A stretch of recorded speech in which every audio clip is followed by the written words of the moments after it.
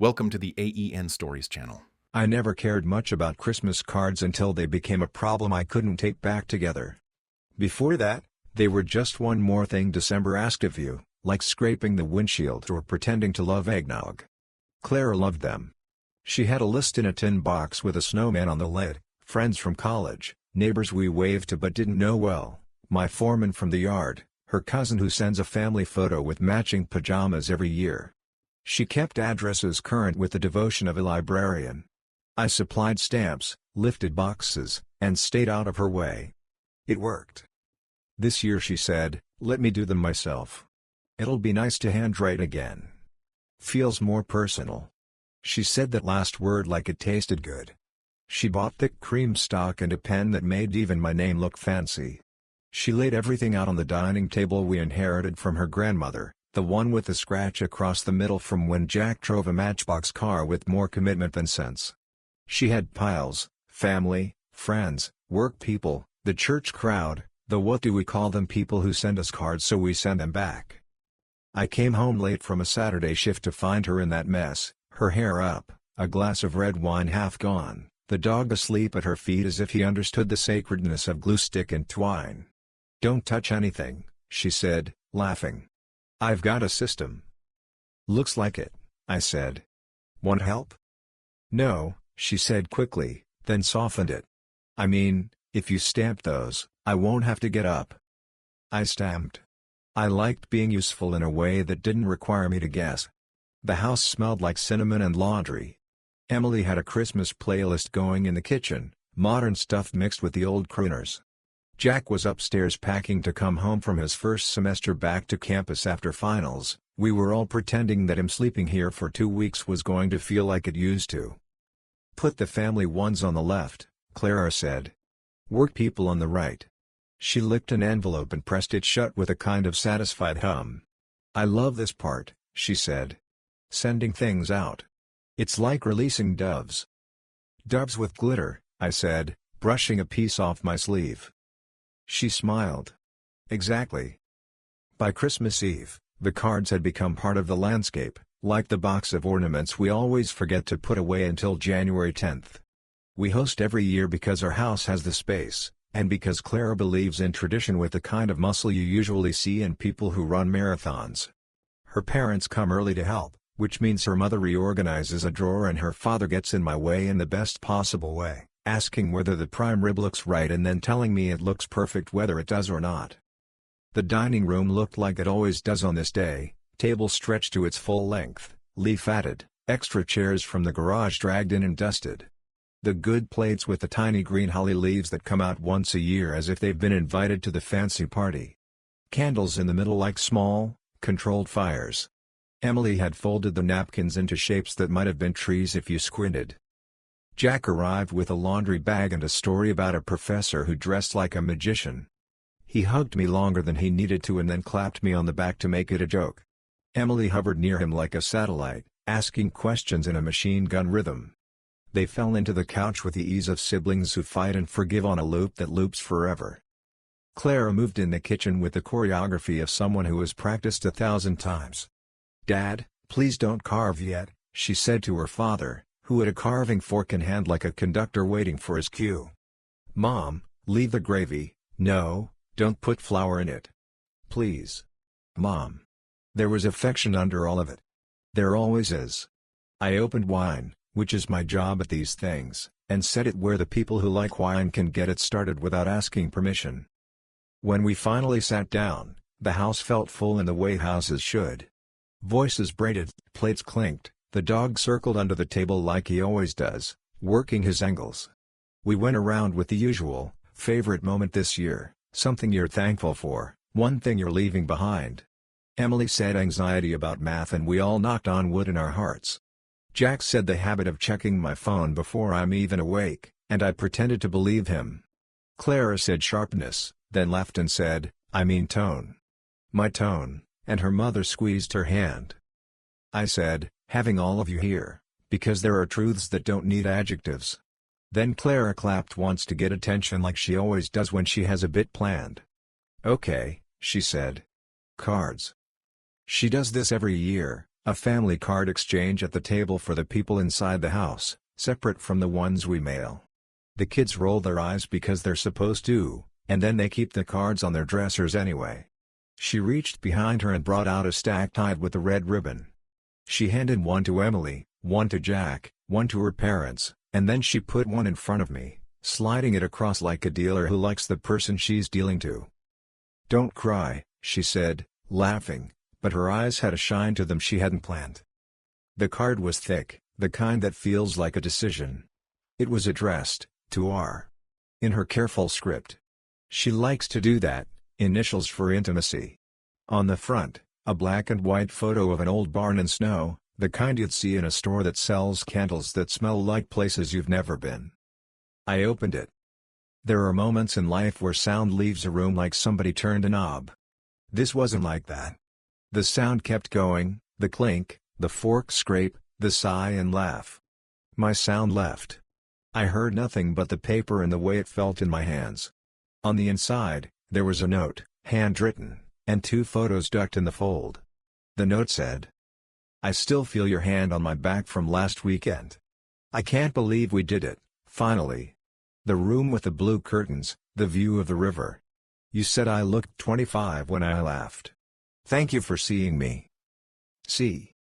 The photos weren't obscene. People don't do obscene on paper anymore. But they were intimate the way smiles can be. The first was of Clara and a man I didn't recognize, taken at a distance, in front of a mural I knew because I drive past it on Route 17 near the old mill, a painted river, yes, blue curtains visible through the window of a place that used to be a hardware store and now rents itself out to people who want to pretend they're in a city. In the second, just their hands, 2 glasses of wine on a table that was not ours, a bracelet I'd bought her for our 15th anniversary catching the light. For a second, I told myself a story where this was a misunderstanding, a card meant for someone else, a joke, a cruel prank, a mistake with an easy fix. Then I looked at the envelope again. To R. Her initial. My initial. And in the corner, under the flap, the return, C. plus A. A heart drawn like she was in high school. I don't know who A was. I knew what he wasn't. The room caught up to me. Emily was complaining about the gravy again. Jack had his head back, laughing at something Clara's father said about old coaches who made them run extra laps. Clara watched me open the card. She watched my face. There are things you can fake and things you can't. She set her wine down slowly, like she just remembered it was glass. "Robert?" her mother said, because mothers are radar. I put the card down on the table next to my plate, face up, because I didn't know how to hold it and I didn't know how to hide it. Jack saw it before Emily did. His laugh caught in his throat and turned into something else. Emily leaned across, because she's not one to be left out of a mystery, and then she was in it too. The table shifted, no one moved, but it shifted. "What's that?" her father asked, and then he didn't wait for an answer because the answer was on the table. His eyes flicked to Clara like a man who's found a loose step in a house he built and can't believe he missed it. "Clara," he said, and it was my name on his lips, not hers. She flinched. Brenda, her mother, did the thing people do when a plate drops, reach out as if you can catch it after it shatters. "Now," she said, all calm, too calm. "Now let's not, surely this is."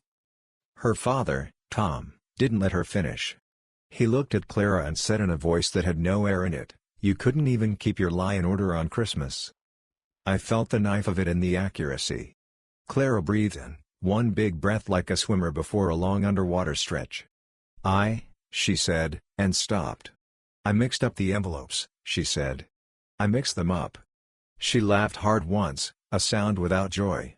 "That's not the worst part, but it is a part." "You wrote a card too," Jack started, then stopped because sons should not have to learn new nouns for their mothers at the dinner table. "A friend," she said, which is the dead language of this situation. Emily made a sound I never want to hear again, part gasp, part laugh, part sob. She pushed her chair back hard enough that the leg caught on the rug. The dog, startled, went under the table. Jack put a hand on her arm without looking away from Clara. He didn't touch the card. He looked like if he did, it would burn him. I looked at Clara then, really looked. The woman I married at 26, who wore a dress she swore she didn't like and then looked like herself in it anyway. The mother of our two who keeps extra socks in the glove compartment and knows which of Emily's friends makes her nervous and why. The one who has been tired for 2 years in a way she never learned how to say out loud. The one who slept less and worked more and told me she didn't need a party for her 44th because who needs cake? Who is A? I asked. It came out quiet. I didn't have a louder version that wouldn't embarrass the plates. She swallowed. Alex, she said. From the co-op. The guy who does produce. You've met him. I had. A man with a beard I judged and hands I didn't. A man who remembered which apples Emily likes and told Jack about a coffee shop in his college town. A man I greeted like a neighbor, because I thought that's what he was. I thought a lot of things. Brenda reached across the table and touched Clara's wrist. "Sweetheart," she said. Tom shot her a look, the kind that says nothing and everything a marriage can contain. He turned to me. "Robert," he said. "I am sorry. We've never been good friends, Tom and I, but we have an understanding built of deck rails and shoveled driveways and a heater I helped him replace in October when it wouldn't cooperate." He looked at me like a man who wants to hand you his backbone because he has two and you need one. Clara spoke again, words spilling now because silence had failed to save her. "It was stupid," she said. "It was, I don't know what it was. I wanted," she stopped. "Changed course. I didn't write that for you. I didn't write that for you," she repeated, as if that absolved anything, as if the problem were etiquette. "It's in my hand," I said, a fact my fingers could confirm. "It's on our table. In our house. With our children. Your parents. My plate." "I'm sorry," she said, again, and I believed her in the way you believe the weather when it says it didn't mean to ruin your picnic. Emily stood. "I can't," she said, and left the room. Jack didn't stand but he leaned back, away, his chair still in the circle but his body at the edge of it. Tom put a hand on his napkin like he needed something to do with his hands that didn't involve breaking a glass. "Sit," Brenda said to Emily as she passed, a reflex. Emily didn't. The absence of her seat felt like a missing tooth. "Do we stop?" Jack asked me. "Do we just, what?" He looked at the tree in the corner like it might offer instruction. The lights blinked in that slow, confident pattern we call cozy. "We're going to stop eating," I said, because that part was easy. "We're going to breathe." I pushed my chair back slowly, careful not to bump the card. I didn't want to touch it again. "I'm going to step outside," I said to no one and everyone. "I'm going to step outside for a minute, and we'll come back in and we will not break every plate in this house. That's the rule." No one argued. I walked out to the porch without my coat, because my skin needed to feel something I could name. The air bit at me, honest. The neighborhood was doing its best version of a postcard, lights on porches, silhouettes moving behind curtains, a kid on a bike with a Santa hat, a teenager smoking a cigarette like he thinks he invented exile. I put my hands on the railing and felt the roughness where the paint needs touching up. I breathed. Tom came out after a minute, closing the door behind him gently because he learned to be careful with doors in 1978 and never forgot. He stood next to me, not too close. "I should have taught her better," he said. "I should have taught my daughter better." "You taught her plenty," I said, which is both the kindness and the truth. "This is not a lesson issue, Tom." He nodded, stuffed his hands in his coat pockets the way men do when they've been told there's nothing to fix. "When she was 10, he said, she lied about cutting her hair. Did it in the bathroom with your old orange-handled scissors. Came out with bangs like a busted fence. Swore her friend did it in art class. I made her go back in and bring me the hair from the trash. She did. I told her, don't stack lies. They topple. She cried and said she was sorry and I thought, good. She'll remember." He looked at me and laughed once without humor. Turns out some lessons have an expiration date. Inside, I could hear Brenda's voice and then Clara's, overlapping, then quiet. Jack was probably texting Emily because that's how siblings talk when words won't cooperate out loud. The dog would be under the table still, faithful to crumbs and to the last place goodness happened. "I don't know what to do," I said, a sentence I'd avoided most of my adult life by working and guessing and hoping. Tom nodded like that was a plan. Start with what doesn't make things worse, he said. Then move to what might make them better. That's all we ever do. We went back in together. Emily wasn't at the table. I heard a bedroom door upstairs closed but not slammed. Jack had moved the card to the mantel like a biohazard. Clara stood by the sink, both hands on the counter, the way people brace for an earthquake. Brenda had tears she was pretending were about the gravy. The candles on the table had burned low, wax falling in pretty shapes. "We're going to stop for tonight," I said.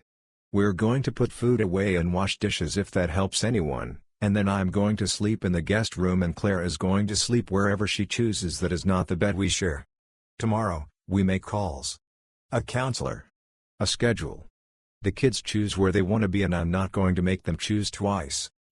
Clara nodded. "Okay," she said, voice ragged.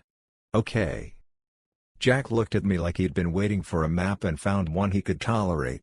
"I'll take him some food," he said, stacking his plate without touching the card on the mantel. Brenda stood, grateful for a task, and started clearing plates too aggressively. Tom sat back down like men do when they have nothing else to give except presents. Clara came to the table and picked up the envelope, folded it, unfolded it, then put it down again. "It wasn't supposed to be like this," she said. "I wrote it and I hid it and I told myself it could live in a drawer like a photo of a vacation we never took. I told myself I could come back to myself after and no one would know I'd left." "You told yourself a story," I said, because that was the piece I recognized. "And you made the rest of us characters instead of people." She nodded, tears finally doing what they were always going to do. "Yes," she said. "Yes." The night limped forward. We put things in containers, and I labeled them because that's how my hands help when my head can't. Jack took a plate upstairs and came back down without it, his face set in that private way I promised myself I would stop prying into when he turned 16. Brenda washed, Clara dried. Tom sat, unsat, stood, asked where the trash bags were and then found them himself. The dog got a piece of prime rib he didn't deserve, which is the point of dogs. When the house quieted, when the dishwasher hummed like a lullaby for people who can't sleep, when the tree clicked as it cooled in the draft from the window, I went to the guest room. I took a sweatshirt from the chair and folded it and unfolded it and folded it again. I texted Emily, "I'm here if you want to talk or if you don't." She sent back a heart and then, a minute later, "Can you leave my door cracked?" I wrote, "Yes." I cracked it. Jack knocked on the guest room door like it might be a hotel. "You good?" he asked, already knowing the answer. "No," I said. "But I'm here." He nodded. "I'm not going to forgive her fast," he said, as if I had asked him to. "I don't want to pretend." "You don't have to," I said. "You get to make your own schedule for that." He looked at the mantel where the card had been and then at me. "Are you going to tell Alex?" "I'm going to tell Alex not to ever contact her again," I said. "I'm going to tell Clara to do the same. I'm going to tell myself to go slow." I smiled. "And I'm going to change the locks tomorrow because that's something I can do with my hands." He smiled back, briefly. "Okay," he said. He turned to go, then turned back. "Merry Christmas, Dad," he said, voice cracking on the word Merry. "Merry Christmas, son," I said, and it was both a promise and a dare to the universe to give us a little mercy. When the house finally slept, really slept, not the false sleep of a house waiting for more noise, I sat on the edge of the guest bed and opened a drawer to put away the book I wouldn't read. Inside was a stray ribbon, red, the same as the one that had tied the cards. I held it, then set it back, a small piece of a larger thing that had gone wrong and might go right again later, differently. In the morning, I made coffee too strong on purpose. I cut fruit because knives are honest. Emily came down in a sweatshirt with the hood up, eyes puffy, and sat at the counter with her knees pulled up. I handed her a mug and she wrapped both hands around it like all the movies teach you. Jack stumbled in behind her, hair up in the back in a way that said he'd slept like a person who'd been wrestling his own thoughts all night. Clara stood in the doorway, looking like a person deciding whether to knock on her own life. "We'll find a counselor today," I said to the room, which is to say to myself. We'll call Pastor Glenn even if you don't want to talk about God, I added to no one and everyone. We'll eat leftovers in an hour because that's what we do the day after we cook too much. We'll tell Grandma we've got the flu if we need more time. They nodded like jurors who understood the assignment. Clara stepped into the kitchen. I'm going to my sister's, she said. For a few days. I'll be here at 5 to take Emily to her lesson if Emily wants me to. I'll be wherever you want me to be when you want me to be there. She took off her ring, set it on the counter near the fruit, then pushed it away from the cutting board like it might get sticky. I love you, she said. I know that doesn't go where it used to. Emily didn't answer her. Jack didn't either. I nodded. Drive safe, I said, a sentence I could say without breaking. She left. The door clicked the way doors always do, and it sounded new. We ate later. We watched a dumb movie on TV because dumb is sometimes the smartest thing. I fixed the loose hinge on the cabinet. Jack took the lights off the porch because they'd been bothering him since he put them up. Emily and I did a puzzle we weren't committed to finishing. Tom texted me a link to a counselor and a picture of his breakfast because he doesn't know how to say he's worried in words that don't come with bacon. Brenda sent a heart and called me about the gravy recipe as if we hadn't already lived a year at that table. In the afternoon, I put the card in a zip-top bag, not because it needed protection but because I needed a barrier. I labeled it with the date and put it in the safe with our passports and the deed and the kids' birth certificates. It didn't belong there, but for now it's where it lives, a record of a thing that happened, proof that I wasn't making it up, a placeholder instead of a verdict. I don't know where we end. I know we'll go to counseling and pay a stranger to keep us in our chairs while we say the parts we've been saying in our heads alone. I know Emily will decide in her own time whether she wants her mother at her recital next month. I know Jack will pretend he isn't watching me, he is. I know Tom will show up with a toolbox and a six-pack for jobs that don't exist and for the talking that comes between them. I know Brenda will bring lasagna, because that's what women do when apologies fail. I know Christmas will come next year whether we ask it to or not. Maybe there will be cards. Maybe not. If there are, they'll be simple, names and an address and a stamp, no doves, no glitter, no secrets folded in. If we send them, it will be because we have something we want to say to the world that is not an apology slipped into the wrong envelope. For now, I wash the good plates by hand because the dishwasher scares me with how loud it is. I dry them with a towel that has a tiny embroidered sprig of holly Clara's grandmother stitched before any of this. I stack them in the cabinet and close the door gently. I leave the tree on a little longer than we usually do, because the light feels like permission. I sit at the table and write a list like always, call counselor, change locks, check on Emily, text Jack's advisor about spring books, return Tom's drill. At the bottom I write breathe and don't stack lies Tom's line. A good one. I slide the list into the tin box with the snowman on the lid. There's room in there for one more thing. There always is, if you make it. Thank you for listening my story. If you want more raw, real, and gripping stories like this one, subscribe to the AEN Stories channel. Your support keeps these stories alive.